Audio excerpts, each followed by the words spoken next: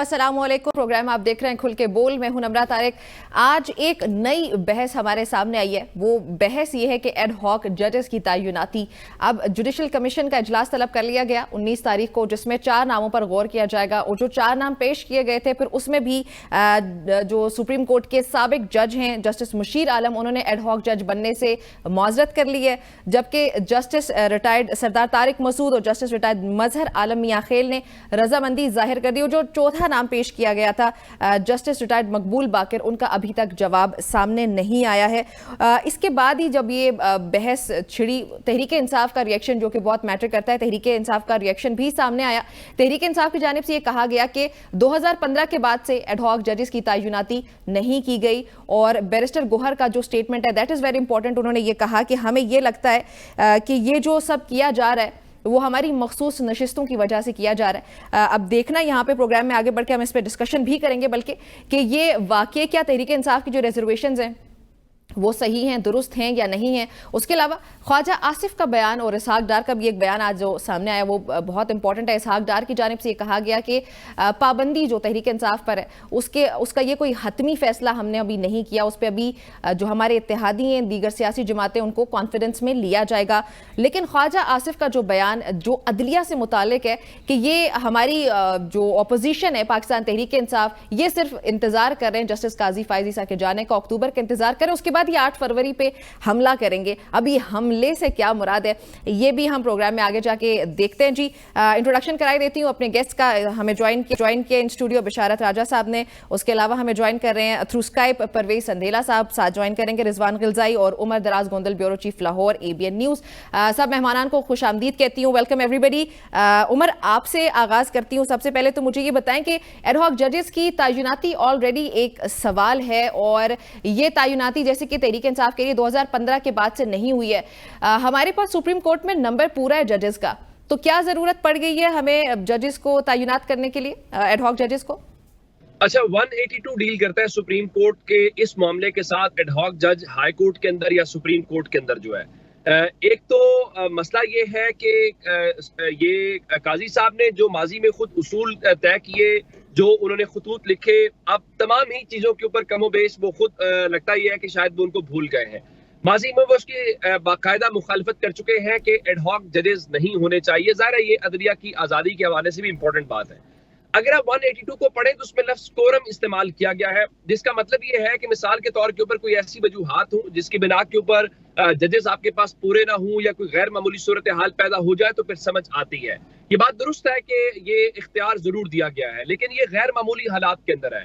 अगर supreme court में गैर मामूली हालात होते तो हालिया जो 3 अपॉइंटमेंट्स हुई हैं, जो 2 लाहौर हाई कोर्ट से और 1 सिंध हाई कोर्ट से आई है, इन 3 अपॉइंटमेंट्स को फौरी तौर पे किया जाता। लेकिन हमने देखा कि इवन काजी साहब के ऊपर सवालात उठाए गए और उनको तनकीद का निशाना बनाया गया कि आप माजी में सुप्रीम कोर्ट के चीफ जस्टिस को खत लिख के बताया करते थे कि इतनी कैपेसिटी पे सुप्रीम कोर्ट काम कर रही है और इतनी असामियां खाली हैं, इतने दिन हो गए हैं कि ये असामी खाली है। अब क्या ऐसी जरूरत पेश आई है कि आपने किया है? और फिर ये जो जजेस जो उन्होंने नॉमिनेट किए हैं, ठीक है, ये सुप्रीम कोर्ट का इख्तियार है, हम उस चीज के ऊपर नहीं जा रहे। अब प्रॉब्लम ये है कि एड हॉक जज जब सुप्रीम कोर्ट में बैठेंगे तो उनको तमाम तर इख्तियारात वही हासिल होंगे जो सिटिंग जज को होते हैं। वो ऐसा मुमकिन है कि कोई जज सुप्रीम कोर्ट में एलिवेट हो, उसको 3 साल का टेन्योर ना मिले, ये मुमकिन है। लेकिन यहाँ पे जो जजेस आ रहे हैं उनको 3 साल के टेन्योर के लिए आप लेके आ रहे हैं। देखिए, आप तारिक मसूद साहब अभी हाल ही में तो गए हैं हुजूर, और तारिक मसूद साहब ने फौजी अदालतों के मामले के ऊपर जो उनका फैसला है जो आपके सामने है, फिर अगर आप लेके आना चाहते हैं जो मुशीर आलम साहब आ गए हैं, मजहर आलम खेल जो हैं उनको लेके आना चाहते हैं, तो अब उसके अंदर आप जानते हैं कि आर्टिकल 6 लगाने की बात की थी उन्होंने अकलियती फैसले के ऊपर, और वो जो आर्टिकल 6 है वो हुकूमत अब वही बात कर रही है। तो लगता ये है कि जो सुप्रीम कोर्ट ने मखसूस नशिस्तों का फैसला दिया है, जाहिर है वो काजी फायज ईसा साहब के लिए एक सेटबैक इस नजर से था कि सुप्रीम कोर्ट की मेजॉरिटी उनके साथ नहीं है। आप माने या ना माने, पाकिस्तान के अंदर ऑन ग्राउंड हम देखते हैं कि जजेस की तकसीम होती है और इसमें कोई कबात नहीं है। अमेरिकी सुप्रीम कोर्ट के अंदर भी आप देखते हैं कि वहां तो इवन पता होता है कि रिपब्लिकन्स के जज हैं, ये डेमोक्रेट्स के जज हैं। यहाँ ज़ाहिर है वो सूरत हाल नहीं है। इन एड हॉक जजेस का लाया जाना या ये कोशिश इस बात का सबूत है कि सुप्रीम कोर्ट में जिस तरह इलेक्शन कमीशन चाहता है कि हमें रिटायर्ड ट्राइब्यूनल चाहिए, रिटायर्ड जजेस पर मुश्तमिल चाहिए, अब एडहॉक जजेस लाने का मतलब, रिटायर्ड जजेस को लाने का मतलब ये है कि शायद अब हाजिर जो जजेस हैं वो मामला नहीं है। लेकिन ये इतना आसान नहीं होगा। कैसे आसान? इसलिए नहीं होगा कि अब जस्टिस मुनीब और जस्टिस मंसूर अली शाह जो है वो प्रैक्टिस एंड प्रोसीजर कमेटी के अंदर मौजूद है। अगर ऐसी सूरत हाल हुई तो इसका डायरेक्ट इम्पैक्ट है, क्योंकि अगले चीफ जस्टिस अगर अक्टूबर 25 को चीफ जस्टिस काजी फायज ईसा वाकदन जा रहे हैं तो इसका मतलब ये होगा कि 3 उन्होंने हालिया अपॉइंटमेंट्स की हैं, 4 वो रिटायर्ड जजेस लेके आ रहे हैं। तो इसका मतलब होगा कि मंसूर अली शाह साहब 7 उन जजेस के साथ चलेंगे जो उनकी मर्जी है। हम देखते आए हैं, एक रिवायत होती है मिसाल के तौर के ऊपर, अगर उमर अता बंदियाल साहब हो या काजी फायज ईसा कोई जज हो, उनका आखिरी महीना हो तो वो अपॉइंटमेंट्स नहीं करते। वो चाहते हैं कि अगला चीफ जस्टिस आए, उसका जितना टेन्योर है। बिल्कुल, और ये 3 साल ये एक इम्पैक्ट इसका ये भी होगा। और साथ ही जो आर्गुमेंट पेश किया गया, फिर बिशारत वाले साहब बेहतर रहनुमाई कर सकते हैं कि 3 साल तकरीबन टेन्योर मंसूर अली शाह साहब का होगा। 3 साल के लिए 4 जज अब उनको दे रहे हैं और 4 जज में से चले क्या, तो हमने सुना है कि उन्होंने अपने आप को रेस्क्यू कर लिया है। तो मेरा ख्याल है ये कोई अच्छी प्रैक्टिस नहीं है। ये ऐसे ही है, आइंदा सुप्रीम कोर्ट कैसे एडहॉक के ऊपर होने वाली तैनातियों को कलदम करार दिया करेगी कि आपने फलां यूनिवर्सिटी के अंदर वाइस चांसलर क्यों नहीं लगाया, आपने फलां इदारे का सरबराह क्यों नहीं लगाया, तो सुप्रीम कोर्ट कैसे एडहॉक के खिलाफ उसको तनकीद का निशाना बनाएगी या उसको उड़ाया करेगी। Yes Umar, I got your point. अभी परवेज संदेला साहब की जाने बढ़ती है। परवेज साहब देखिए, जो आर्ग्यूमेंट पेश किया गया वो ये पेश किया गया कि ज़ेर इल्तिवा केसेस की क्योंकि तादाद ज्यादा हो चुकी है, इसलिए हमें जजेस की तैनाती करने की जरूरत पड़ गई है। जस्टिस काजी फायज ईसा की अगर बात की जाए, उनके टेन्योर में बहुत ही कम ये टाइम ड्यूरेशन रह चुका है, 2-3 महीने हमारे पास रहते हैं। सो इतना आखिर में जाके याद है कि आपके ज़ेर इल्तिवा केसेस ज्यादा है और उसके लिए आपको एडहॉक जजेस की ही जरूरत पड़ेगी। बिल्कुल ठीक है। पहले तो मैं जरा मतलब कि अपने जो मेरे भाई गोंदल साहब हैं इनसे इतनी रिक्वेस्ट कर दूं कि अगर आपका ये वाले इस प्रोग्राम का क्लिप किसी अमेरिका के पंजाबी जज या किसी उर्दू स्पीक जज ने सुन लिया तो वो कहीं आप पर केस ना कर दे, क्योंकि आपने वहां पे भी सुप्रीम कोर्ट के जजों में पार्टियों के जज लगा दिए हैं। मेरे ख्याल में हम जिन मुल्कों की मिसालें देते हैं अदलिया की, वहां पर ऐसा कम होता है, बल्कि नहीं होता अगर कहा जाए तो। इसलिए ये वाले जो अपनी वाली जो ऐसे जदीद तरीन अदलिया है ना, ये अमेरिका, कनाडा में, हॉलैंड में नहीं होती है, यहीं पे होती है। यहीं पर पार्टियों के जज होते हैं ना, जो आपने भी बताया। एक तो मेरा ख्याल है कोई ऐसा कोई किसी किस्म की मिसाल मौजूद नहीं है। मैं पिछले 26-30 साल से बाहर रह रहा हूँ, पूरे यूरोपियन यूनियन में ऐसे कभी मिसाल नहीं मिली कि ये जज इस पार्टी के हैं और चले उसको छोड़ते हैं, पाकिस्तान में आ जाते हैं। पाकिस्तान में ऐसे है जी कि काजी साहब जो है वो अपनी आखिरी दिनों में अपने घर के लिए कोई मुलाजम रखने नहीं जा रहे, वो सुप्रीम कोर्ट के लिए एडहॉक पर जज लेके आ रहे हैं। और ये आइन में मौजूद है, आइन में कोई आइन से हटकर नहीं की जा रही। आइन से हटकर अच्छा, ये था वो गैर मामूली हालात, कंडीशंस भी तो देखे ना सर, क्वारम की बात हो रही है। कितने हजार केसेस हैं इस वक्त सुप्रीम कोर्ट में, और जो इस वक्त पूरी के पूरे 18, 17, 16 जज हैं वो सियासी जज केसेस होने जा रहे हैं। तो अगर 4 जज और आ जाते हैं या 5 जज, बल्कि 10 जज और ले आने चाहिए। और अगर जो वो इतने ज्यादा केस ड्यू हैं, पड़े हुए हैं, जो माजी में ये गुस्ताखी हो गई कि नहीं लेके आए और वो इकट्ठे होते रहे, काजी साहब जाने से पहले कोई ऐसा काम कर जाना चाहते हैं। और बहुत सारे लोगों को अगर इन जजों की वजह से इंसाफ मिल जाए, जो जाहिर है गोंदल साहब को या परवेज संदेला को तो उससे कोई फर्क नहीं पड़ेगा। लेकिन परवेज साहब, मैं थोड़ा सा आपसे यहाँ पे डिसएग्री भी करूंगी, क्योंकि जो एडहॉक जजेस है ना, उनकी तैनाती ऑलरेडी एक बहुत बड़ा क्वेश्चन है। फिर उसके ऑन टॉप ऑफ दैट जो उनकी एज है, एज लिमिट वो पहले क्रॉस करके ही, मतलब उनके जो सर्विस है वो पूरी होने के बाद ही तो उन्होंने रिटायरमेंट ली थी ना। तो जो 65 साल से ऊपर की उम्र का एडहॉक जज आप लगा रहे हैं, वो उसका क्या ही टेम्परामेंट होना है, ये भी एक सवाल है। फिर उसके बाद दूसरा सवाल यहाँ पे ये कि अगर आपको केसेस की वजह से जजेस चाहिए तो आपके पास चीफ जस्टिस मौजूद है सूबाई, या फिर आपके लॉयर जो बाकी तैनाती के क्राइटेरिया वो आप पूरा करें। 15 साल से ज्यादा का अगर कोई लॉयर आपका है जो कि एलिजिबल है तो आप उसको अपॉइंट करें ना, जो फ्रेश हो। ये सारे सवाल जो आपके जहन में है, जो मेरे जहन में है, जो गोंदल साहब के जहन में है, और जो दूसरे पैनलिस्ट पे इसकी मुखालफत अभी मेरे बात करेंगे, ये सब के जहन में सवाल हैं। और जब ये जज लगेंगे तो ये तमाम सवाल उस टेबल पर होंगे। जो 8-10 मेंबर हैं जो वहां पर बैठेंगे और बैठकर डिसाइड करेंगे ये जज लगने चाहिए, ये सारे सवाल वहां पर होंगे और उसका जवाब मेरे ख्याल में वो वहां पर मिल जाएगा तो ज्यादा बेहतर है, और उसी का हमें इंतजार करना चाहिए। लेकिन ये देखिए, ये जो होने जा रहा है ना, ये होना इस लिहाज से भी बहुत जरूरी है कि पाकिस्तान में इस वक्त अगर देखा जाए तो हम लोग हमेशा एक मार्शला सुना करते थे कि मुल्क में मार्शला लगा है, कभी जिया का और कभी परवेज मुशर्रफ का, कभी अयूब का। इस वक्त भी अगर आप मीडिया पर या सोशल मीडिया पे लाइमलाइट में देखें, खासतौर पर डिजिटल मीडिया में, तो आपको यही आवाजें आ रही, यही सुनाई दे रहे हैं कि इस वक्त जो अदलिया है इसमें भी किसी एक किस्म का कोई मार्शल लगा हुआ है कि रियासत के खिलाफ या रियासत की आपने अपोजिट जाना है।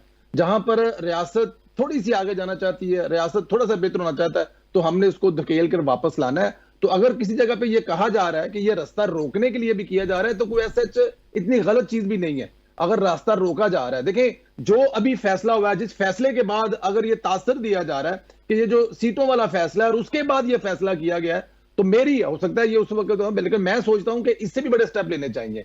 इन इन इन इन लोगों के रास्ते रोकने चाहिए कि ऐसे फैसले फैसला कोई मिलता जुलता तो हो ना, कोई थोड़ी बहुत तो हमें समझ आए ना।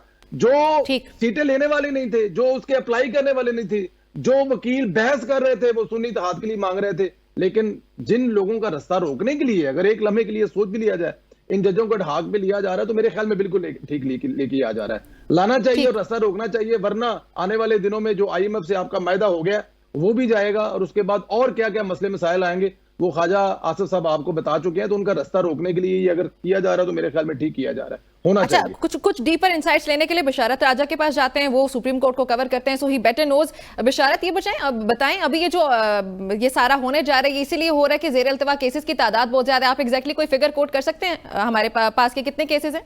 इस 17 सितंबर 2023 को चीफ जस्टिस काजी फैसल साहब ने हल्फ उठाया था ना, तो जब उन्होंने हल्फ उठाया था तो जस्टिस साबिक चीफ जस्टिस उमर अता बंदयाल तकरीबन 54,000 जेर अल्तवा केसेस छोड़कर गए थे और बड़े बुलंद बांग दावे वो फिर हमें रोज़ाना एक मिलती थी उनकी तरफ से, सुप्रीम कोर्ट की तरफ से मिनट्स मिलते थे जी, हमने इतने हर हफ्तावार मिनट्स मिलते थे, हमने इतने केसेस निपटा दिए, हमने इतने नए आए, इतने निपटा दिए। अब केसेस जेर अल्तवा केसेस की जो इस वक्त तादाद है ना वो तकरीबन 58,000 है। परवेज सिंधेला साहब ने एक बात की, मैं इसका जवाब दूंगा, और उससे पहले उमर दराज गोंदल साहब ने एक बात की। ये जो एडाक जजेस लग रहे हैं सुप्रीम कोर्ट में, इनके एडाक जजेस, ये मौजूदा जो 17 जजेस हैं ना सुप्रीम कोर्ट का, जिस वक्त कोरम पूरा है, इनका इख्तियार उनके बराबर है, लेकिन ये उनसे जूनियर तस्वर होंगे, ये किसी बेंच की सरबराही नहीं करेंगे। और नंबर 2, परवेज सिंधेला साहब ने बात की कि हाँ जी बिल्कुल, ये जो मखसूस नशिस्तों के हवाले से मैं आपको बता दूं कि जो सुप्रीम कोर्ट की जो प्रैक्टिस रही है, सुप्रीम कोर्ट के जो रूल्स नहीं है लेकिन प्रैक्टिस रही है, रवायत रही है कि सुप्रीम कोर्ट में नज़रसानी केस वही बेंच सुनता है, उसी वही बेंच बैठता है जिस बेंच ने ये अपील सुनी होती है। तो उसमें आथर जज का होना ज़रूरी है। आथर जज कौन है? मंसूर शाह, जस्टिस मंसूर शाह इसके आथर जज है। और नंबर उससे आगे ये बात है कि इन्होंने कहा प्रोफेसर सिंधेला साहब ने कि बिल्कुल होने चाहिए। आपको याद होगा कि चीफ जस्टिस काजी फाइज साहब सरदार तारक मसूद बड़े ही ऑनरेबल जजेस हैं, वो जस्टिस सरदार तारक मसूद रहे और उन्होंने एक फौजी मुकदमात सिविलियन ट्रायल का भी केस सुना था, जिसमें उन्होंने जो 5 रुकनी लार्जेस्ट बेंच ने जिसे ख़त्म किया था उन्होंने उसको स्टे दे दी थी। उसके बाद इनका मौक़िफ़, ये हर जगह जस्टिस सरदार तारक मसूद का मौक़िफ़, चीफ जस्टिस काजी फाइज ईसा का मौक़िफ़ एक जैसा रहा, यकसा रहा। चीफ जस्टिस उमर अता बंदयाल जब चीफ जस्टिस थे तो उस वक्त ये खत लिखा करते थे, दोनों खत लिखा करते थे। पहले जुडिशल कमीशन का इजलास हो गया जी, किसी जज को हाई कोर्ट से ऊपर लाना है, खत हमारे पास आ गया जी। पहले चीफ जस्टिस काजी फाइज साहब उस वक्त ये जस्टिस होते थे, इनका खत आ गया जी, 7 जस्टिस सरदार तारक मसूद का आ गया। ये बिल्कुल ठीक है, ये यकसा इनका मौक़िफ़ होता था और एक ही पेज के ये लोग हैं जिसकी वजह से ये उनको ऊपर लेकर आ रहे हैं। और फिर अगली बात, जस्टिस सरदार तारक मसूद साहब उनकी जो एक्सपर्टीज़ है वो ये है कि वो फौजदारी मुकदमात के बड़े एक्सपर्ट माने जाते हैं, कि वो क्रिमिनल जो केसेस हैं उनके बड़े एक्सपर्ट माने जाते हैं। फिर अब सुप्रीम कोर्ट में ज़ाहिर साइफर केस की अपील भी लगी हुई है, तो वो फिर उनके सामने जा सकता है, उसको सुनने के लिए वो भी जा सकते हैं। चीफ जस्टिस काजी फाइज साहब मखसूस नशिस्तों का फैसला आने के बाद वो सुप्रीम कोर्ट में अपनी जो मेजॉरिटी है वो खो चुके हैं। वो इस वक्त जो है वो अकलियत में है, एक तरफ 8-9 जजेस एक तरफ है, बल्कि जो मखसूस नशिस्तों का फैसला है इसमें तो चीफ जस्टिस बिशारत ये कह सकते हैं कि हमारे सामने क्लियरली कोई डिवाइड है जुडिशरी में, जो कि तारीख में भी हमारे सामने आती रही है। ये तो चली आ रही है ना, ये तो चली आ रही है ना। ये कहा जा रहा था, माजरत के साथ आपको इंटरप्ट किया, परवेज साहब ने ये भी तो कहा है कि मार्शल लॉ जैसी सूरत हाल है सुप्रीम कोर्ट में। क्या वाकई मार्शल लॉ लगा है, और अगर लगे तो किसने लगाया हुआ है? कौन? क्या परवेज सिंधेला साहब कह रहे हैं मार्शल लॉ जैसी सूरत हाल है? तो चीफ जस्टिस काजी फाइज ये तो जो कह रहे थे ना, वो प्रैक्टिस एंड प्रोसीजर एक्ट के तहत वो 3 दिन उन्होंने फुल कोर्ट, 4 दिन फुल कोर्ट बैठाया वहां पर। फिर कहा गया जी, जस्टिस शाहिद वैद ने नोट लिखा था प्रैक्टिस एंड प्रोसीजर केस में।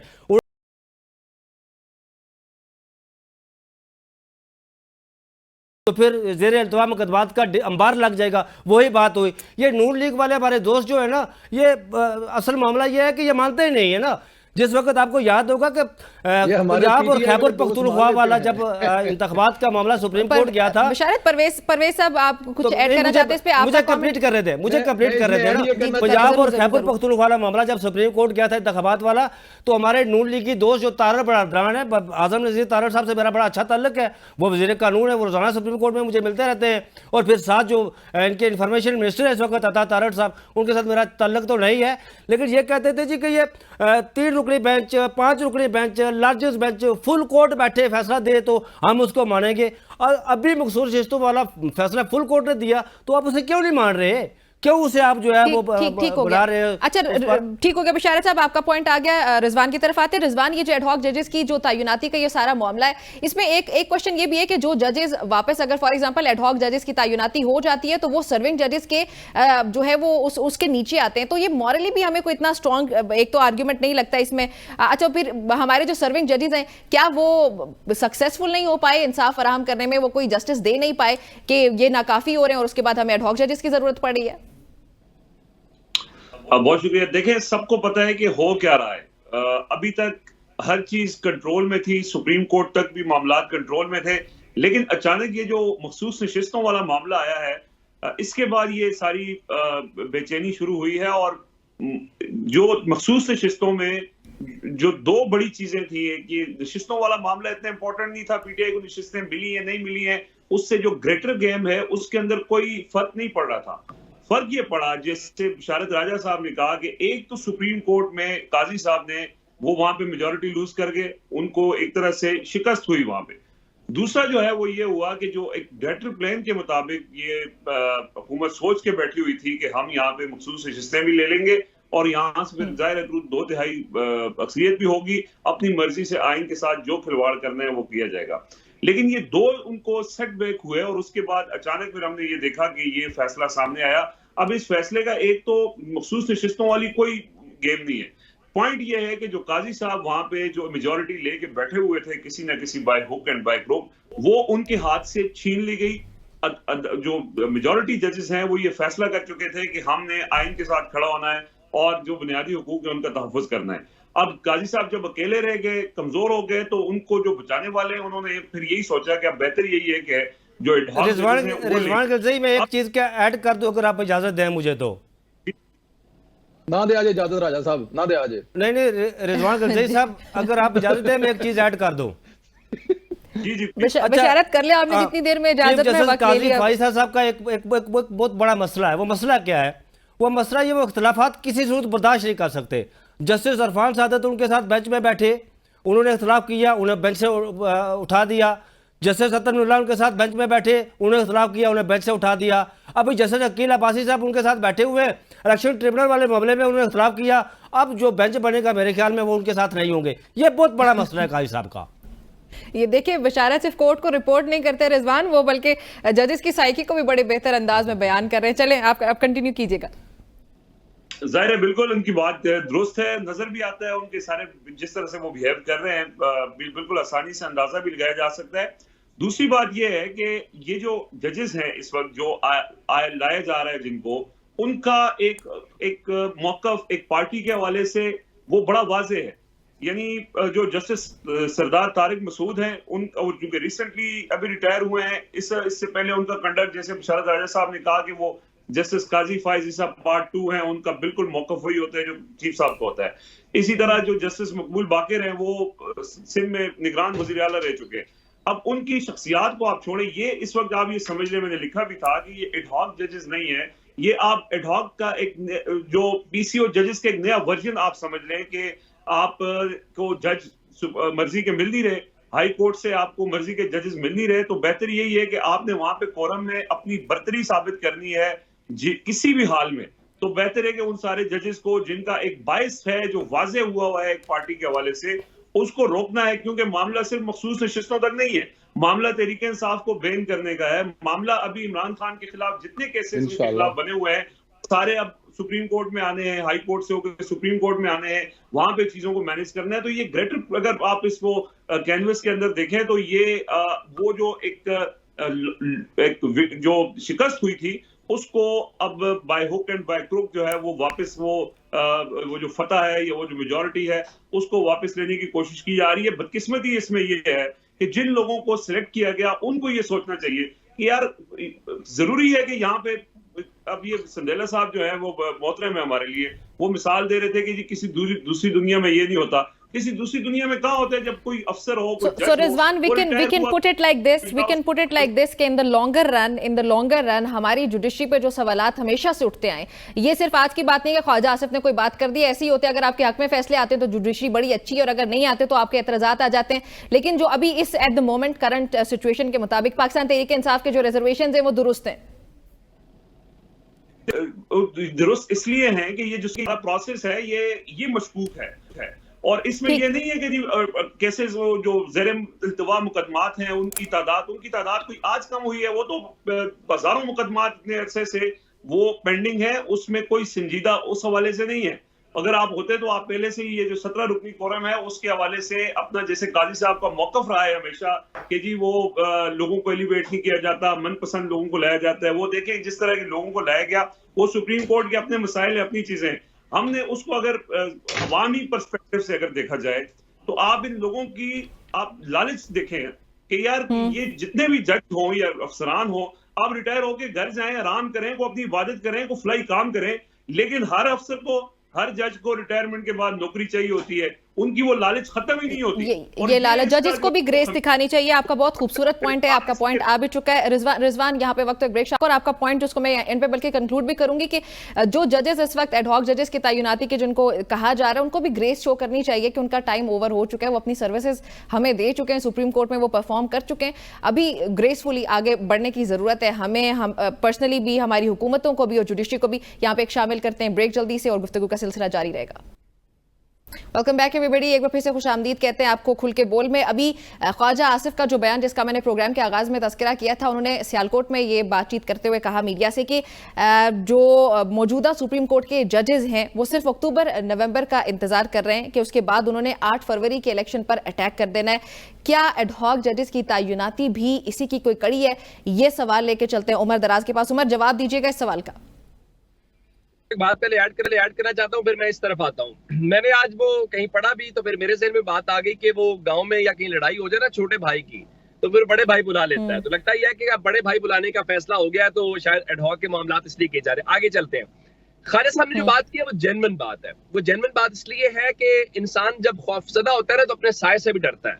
मुस्लिम लीग नून को ये पता है, मुस्लिम लीग नून को ये पता है कि काजी फायज ईसा साहब की जगह पे कोई चीफ जस्टिस होता, जिस तरह से ये इलेक्शन हुए हैं, जिस तरह से रावलपिंडी के कमिश्नर का बयान है वो गलत है, वो सही है, वो कहीं इन्वेस्टिगेट नहीं हुआ, उनकी वेयरअबाउट्स क्या है किसी को कोई इल्म नहीं है।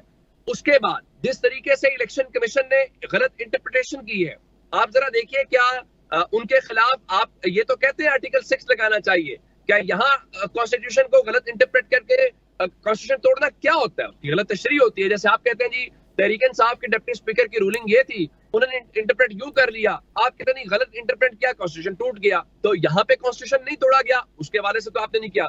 जिस तरीके से इवन इलेक्शन कमीशन का वकील कोर्ट में बिहेव कर रहा था, कोई और चीफ जस्टिस होता वो उसको जिस तरह से ट्रीट करता वो एक मिसाल होती। लेकिन काजी साहब कहते हैं कि आप इलेक्शन कमीशन की इज्जत करें, वो आईनी इदारा है।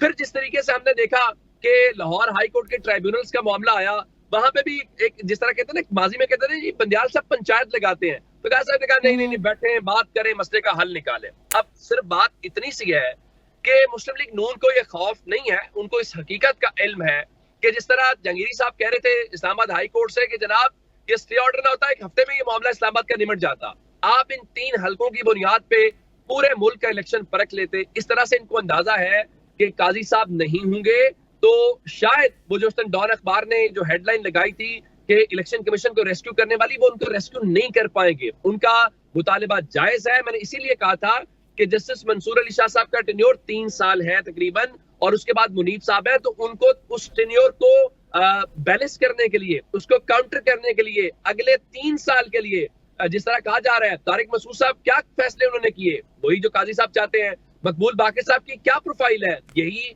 कि उन्होंने इस पूरी बतौर निगरान वजीर आला तहरीक इंसाफ को वहां पे सांस नहीं लेने दिया, उनको इलेक्शन कैंपेन नहीं करने दी। उस्मान डार कहां से गए सबको पता है। इस तरह जो उधर मजहर आलम साहब हैं उनसे पूछ लीजिए, उन्होंने क्लीती फैसला वही तो दिया था जो मुस्लिम लीग नून इस वक्त सियासी लाइन ले रही है कि जी आर्टिकल 6 लगाएंगे। तो सिर्फ एडहॉक जजेस नहीं है, ये एडहॉक जजेस है कौन, ये भी एक सवाल है। उसी तरह से मुस्लिम लीग नून जो है उनको अंदाजा है जिस वक्त भी इलेक्शन खुला, जिस वक्त भी चीजें हुई जनाब, आप यार गवर्नर साहब एक मजिस्ट्रेट जो है ना, आप आइन और कानून की बात कर रहा है तो ये तो सुप्रीम कोर्ट के जजेस है यार। मैं राज साहब ये कहना चाह रहा हूँ कि अगर ये इलेक्शन खुल गया, मुझे नहीं पता बाकी का, चूंकि लाहौर हम कवर कर रहे थे और वहां पे था, आप यकीन माने आप लाहौर के हलकों को नहीं बचा पाएंगे।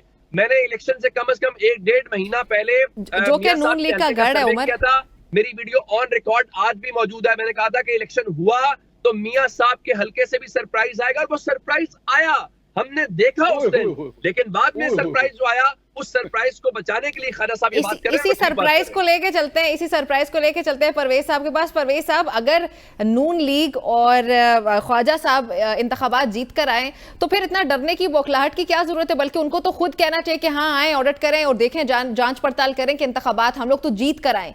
तो फिर पीटीआई से और ये डरने की क्या जरूरत है फिर? इमरान खान के आज जेल में होने ना, ये जो मेरे भाई अभी मुझसे पहले गुफ्तगू कर रहे थे ना, इनका बहुत बड़ा हाथ है, बल्कि इन जैसे बहुत सारे दोस्तों का हाथ है। उन्हीं की वजह से इमरान खान आज जेल में। ये जाकर बताया करते थे वहां बैठ के बनी गाला में ना कि भाईजान ऐसे नहीं ऐसे कर लें, ऐसे नहीं ऐसे करें, ये हो जाएगा। इमरान खान साहब, दुनिया बिल्कुल तैयार बैठी हुई है, आपने जैसे ही अगले इलेक्शन में जाना है ना, आग लग जानी है पाकिस्तान में। किसी दूसरी सियासी पार्टी का कोई वोटर मिलना है ना, कोई आपको उनका कोई एमएनए मिलना है ना, कोई एमपी मिलना है। इस वजह से खान साहब उसी घमंड में जाकर बैठ गए थे। लाहौर में हम भी थे भाई, पूरे लाहौर में आप अकेले तो नहीं घूम रहे थे, हमने भी लाहौर की सड़कें घूमी है, हमें भी लाहौर के हलके देखे हैं। जिस नवाज शरीफ साहब के हलके की आप बात कर रहे हैं, क्या आपने कभी नवाज शरीफ के दोनों एमपीओ के नाम लिए हैं कि वो जीते हैं कि हारे हैं? आपने कभी कहा है कि जो नीचे उनके बिलाल यासीन साहब है, मियां मरगूब साहब है, उनको भी किसी ने आकर जिताया है? उनके भी संदूकड़ियों में किसी ने वोट डाला? साहब, मेरा सवाल ये नहीं था, आप शायद समझा। एक मिनट जवाब देने दे मुझे भी, एक मिनट जवाब देने दे ना, मैं आपकी तरफ आ रहा हूं। तो क्या आपने कभी कहा है अगर जो वोटर नवाज शरीफ की तस्वीर देखकर दोनों एमपीओ को वोट डाल के गया, ऊपर वो यास्मीन राशिद को वोट डाल गया, नवाज शरीफ का वोटर नवाज शरीफ की फोटो तस्वीर देखकर आया है, नीचे दोनों एमपीओ को वोट डाल गए, ऊपर नवाज शरीफ, कोई खुदा का खौफ करें यार, ना करें ऐसे। ये बिल्कुल आप एक लाइन लेके चले थे, या तो साबित कर दे, मेरी तरह कह दे कि नून लीग के हम लोग, कहें आप पीटीआई के हैं और उसी के एजेंडे पे चल रहे हैं, ऐसे ना किया करें। ये बिल्कुल ही एक लाइन पे। अच्छा, आपको चाहिए साकिब निसार जो कहता था बैठ के कि 4, 5, 6 एमपीए तो मैं आपकी गोद में यूं गिरा दूंगा। फिर आपको चाहिए खोसा साहब जो कहेगा सड़कों पे क्यों खराब हो रहे हो, आओ मेरे पास, पनामा का फैसला मैं देता हूं आपको। आपको काहे साहब नहीं चाहिए? अच्छा परवेज साहब, 2024 में आ जाए ना प्लीज, अभी के सवाल का जवाब दें। क्या आपने 10 दफा उन्होंने आज तक फुल कोर्ट बनाया? फुल कोर्ट नहीं बनाया उन्होंने। काजी साहब ने हिम्मत की और फुल कोर्ट बना दिया ना। काजी साहब को अगर इस बात का डर होता तो अपने 4 जज लेके बैठ जाते, जो दिल करते फैसला सुना देते। फुल कोर्ट बनाया। अगर काजी को डर होता, देखिए एक तरफा फुल कोर्ट वो नहीं बना रहे थे संदेला साहब, मैं सुप्रीम कोर्ट कवर करता हूँ, वो फुल कोर्ट नहीं बना रहे थे। वो 5 अपने बेंच था तो अपने बेंच बनाने पर थे, मुसर थे कि 5 अपने बेंच बनाया जाए। बिशारत ने बंदूकें दी, वो बंदूकें लेके गए और बंदूकों के जरिए उन्होंने जाकर वहां पे काजी साहब से कहा कि जी फुल कोर्ट बनाए वरना आपको मार देंगे। कमाल है, काजी साहब नहीं बना रहे थे, किसी और ने बना दिया। काजी साहब चीफ जस्टिस है उस अदालत के। यार वो कमेटी है ना, जस्टिस मुनीब अख्तर और जस्टिस मंसूर शाह ने उन्हें कहा फुल कोर्ट वो नहीं बना रहे थे। संदेला साहब मैं ये बात कर रहा हूँ, मैं आपको फैक्ट बता रहा हूँ। फैक्ट क्या जस्टिस मंसूर साहब और उससे पहले मुनीब साहब खोसा साहब के साथ नहीं बैठते थे? इससे पहले नहीं बैठते थे? इससे पहले तो कभी किसी को मशवरा दिया फुल कोर्ट बनाने का उन्होंने? संदेला साहब एक सवाल का जवाब, एक सवाल जी उमर, आप कुछ ऐड करना चाह रहे हैं? मैं सिर्फ ये जानना चाह रहा हूं कि बिल्कुल ठीक ऐसा ही होगा। काजी साहब के सामने 8 फरवरी के हवाले से पीटीआई की पिटीशंस हैं। इमरान खान ने सुप्रीम कोर्ट पेशी के दौरान भी तस्करा किया, फिर मुतफरिक दरखास्त दायर की। इवन एक फाजिल जज अतर मिनल्ला साहब बार बार कहते रहे कि लेके आए इस बेंच के सामने लगाएं, क्यों नहीं लगा रहे?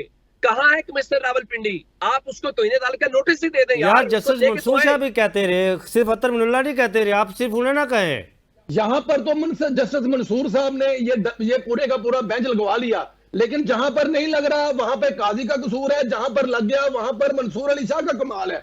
देखे ना, यही तो बात है सारी कि जहां पर पीटीआई, देखे पीटीआई के केसेस नहीं लग रहे, अभी तक नहीं लग रहे। घर पे परवेज साहब, बैठे आपने इमरान फिर खान भी की मेरे बारह-बारह सवाल का हाजिरियां जवाब नहीं कबूल दिया। हुई हैं। मेरा सवाल बारह-बारह फिर भी, हाजिरियां कबूल हुई है घर पे बैठे इमरान खान के। जी परवेज अभी साहब, आपका परवेज साहब, जी सवाल, आपका सवाल क्या था? प्लीज, अब मैं मिस कर गया हूं, अपना सवाल बता दें आप प्लीज 30 सेकंड्स में फिर जवाब दीजिएगा कि अगर जीत कर आए इंतखाबात पीएमएलएन तो फिर इतनी बौखलाहट क्यों है? फिर तो 8 फरवरी के अगर केसेस खुल जाते हैं तो फिर अच्छी बात है। कॉन्फिडेंट होना चाहिए ना पीएमएलएन को। किसे देखे, पीटीआई अगर 8 फरवरी के केस खुलते हैं तो खोल लें। मैं तो कहता हूं ये वापस जाएं, आरटीएस 2018 वाले भी खोल लें। एक ही दफा सिलसिला शुरू करें ना, एक इंतखाबात क्यों खोलते हैं? वो 2018 वाले भी खोल करते, जब इस वक्त वहां बैठे थे वो भी खोले ना, कि जो एक दिन के लिए आरटीएस बंद हो गया था और सुबह के वक्त जाके सारे शुरू हुए थे रिजल्ट आने। जब 60 से 70 एमएनए नवाज शरीफ के पीएमएलएन के लोगों के जो वोट मुस्तरद हुए थे वो ज्यादा थे और जीत का तनासब कम था। आपको पता है 10-10 हजार वोट 2018 के इलेक्शन में 10-10 हजार वोट मुस्तरद हुआ। ठीक हो गया परवेज साहब, आपकी शिकायत हमारे पास आ चुकी है जो 2018 से रिलेटेड है। 2024 की जो वो इतनी ज्यादा मैटर नहीं करती हैं। बशारत आपकी तरफ आती हूँ। ख्वाजा आसिफ ये कह रहे हैं कि अदलिया में इस वक्त 26 लाख केसेस जेर अल्तवा हैं, तो अदलिया इन केसेस का फैसला ना करके तौहीन कर रही है और सियासत खेल रहे हैं।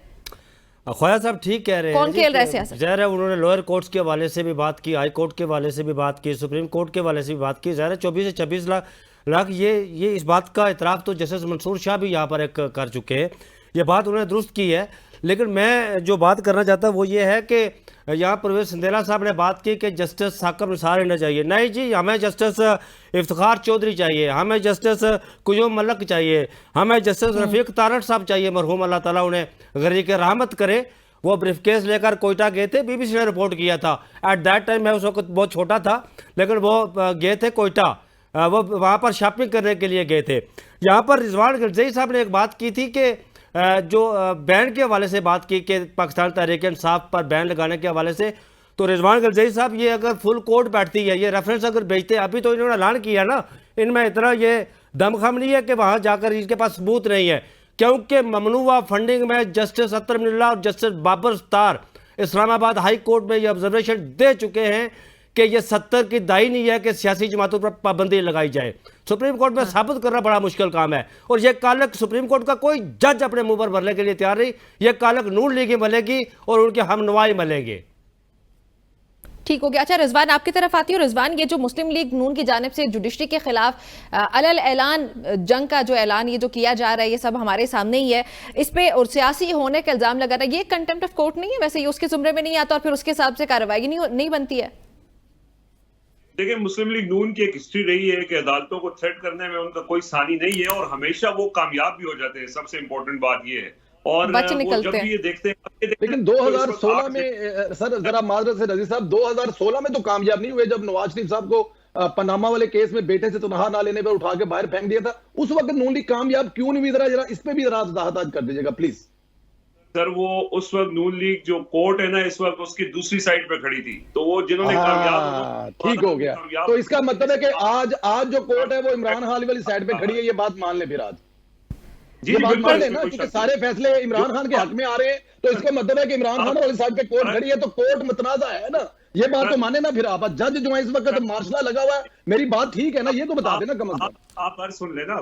आपने 2018 का जिक्र किया, मैं मुख्तसरन सिर्फ ये कह रहा हूँ, आप मुझे ये बताएं कि 2018 में जो धांधली, और ऑब्वियसली धांधली हर इलेक्शन में हुई है, कि कोई ऐसा नहीं कि साफ शिफाफ इलेक्शन था, वो भी उसमें मुस्लिम लीग नून ने कितने, जो उनकी सीटों के हवाले से उन्होंने ट्राइब्यूनल्स में कितने केस किए, हाई कोर्ट वो कितनी दफा गए, सुप्रीम कोर्ट वो कितनी दफा गए, और वो आप उसको चेक कर लीजिएगा। वो इस शद्दो मत के साथ उस वक्त भी ठीक है शिकायत थी, लेकिन मुस्लिम लीग नून ने अपना उस तरह से, जिस तरह केस प्रेजेंट पीटीआई कर रही है, मुस्लिम लीग नून उस करने में कामयाब रही है। वो एक अपोजिशन फ्रेंडली अपोजिशन का उनको ताना भी मिलता रहा है।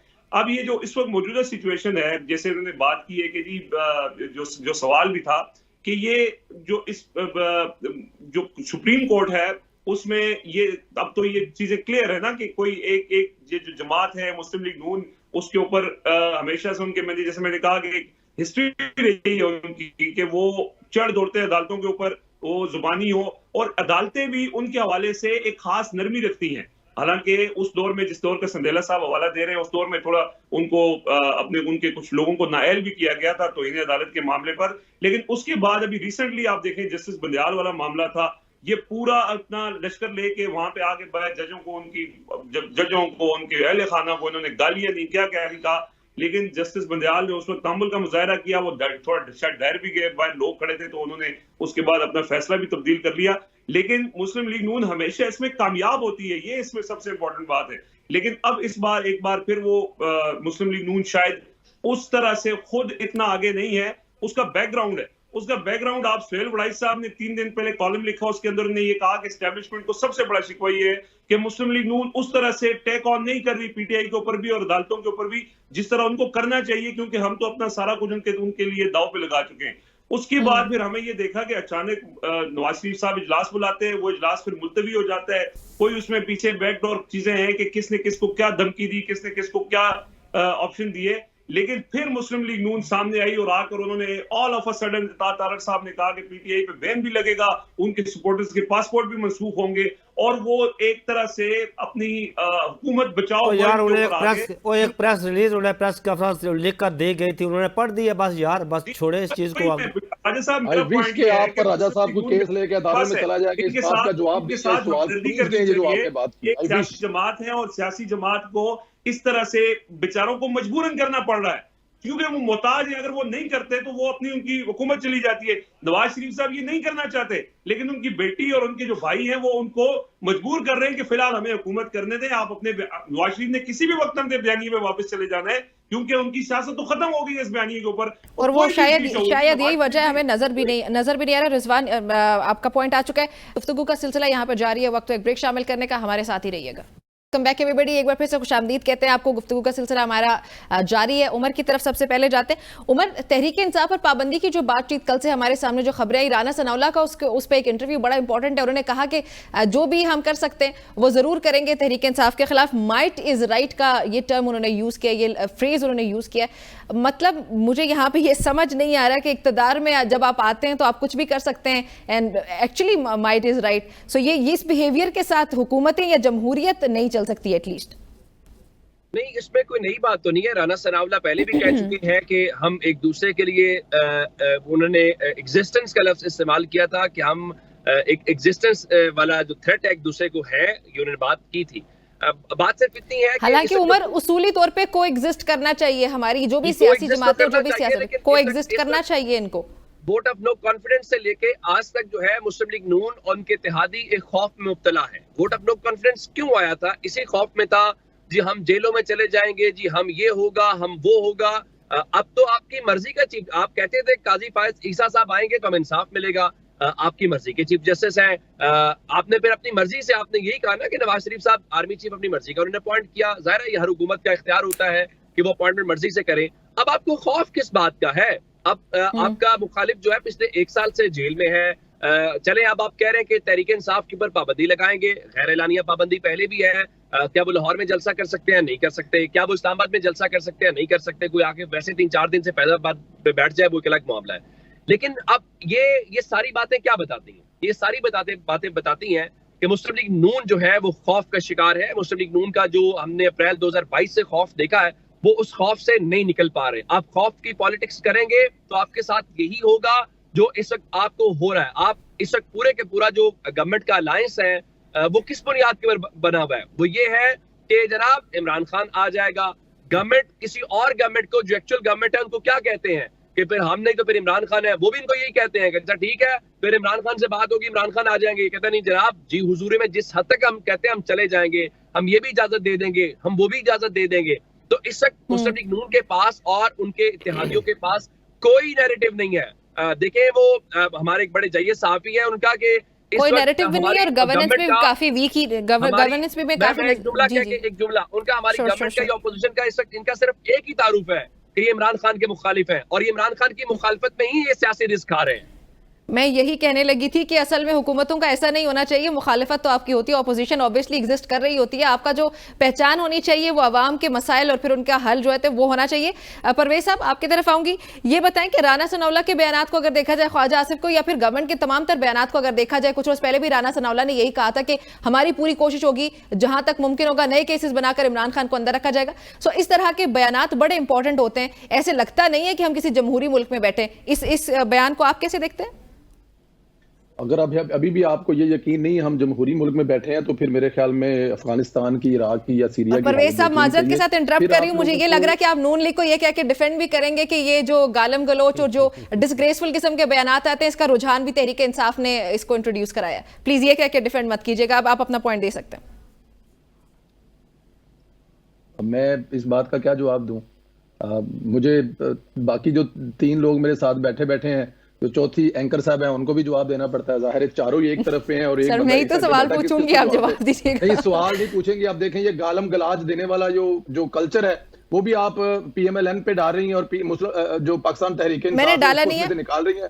नहीं डाला है आपने यही कहा, बट चले नहीं आओ। सर ये सब करते हैं, अली अमीन गंडापुर के बयानात भी बड़े तशवीशनाक होते हैं, हम यही तो कह रहे हैं कि सब करते हैं। राना सनाउल्लाह साहब कह रहे हैं, जो पाकिस्तान मुस्लिम लीग नून का या जो इस वक्त पाकिस्तान की आवाम कह रही है, वो होना चाहिए। जितनी देर जब तक इमरान खान साहब को जेल में रखना पड़े, रखना चाहिए। पाकिस्तान तहरीक इंसाफ पर अगर पाबंदी लगती है तो लगानी चाहिए, वरना ये मुल्क आगे नहीं चलेगा। पाकिस्तान तहरीक इंसाफ और पाकिस्तान दे दोनों इकट्ठे चलते हुए दिखाई नहीं दे रहे।